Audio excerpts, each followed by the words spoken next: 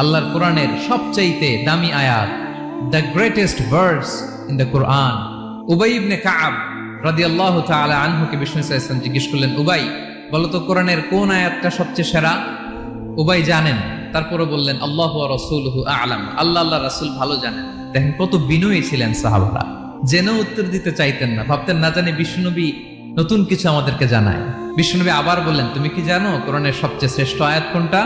এবার উবাই ভাবলেন এবার আমি উত্তরটা দিয়েই দেই। তিনি বললেন আয়াতুল কুরসি, আল্লাহু লা ইলাহা ইল্লা হুয়াল হাইয়ুল কাইয়ুম, এটা শ্রেষ্ঠ আয়াত। বিষ্ণুনবী খুশি হয়ে উবাই ইবনে কাবের বুকে একটা চাপড় মারলেন, এরকম আদরের চাপড় দিয়ে বললেন, লিয়াহনিকাল ইলমু ইয়া আবুল মুনজির, হে আবুল মুনজির, জ্ঞান এবং প্রজ্ঞা তোমার জন্য মোবারক হোক, তুমি ঠিক বলেছো। সুবহানাল্লাহ পড়ে।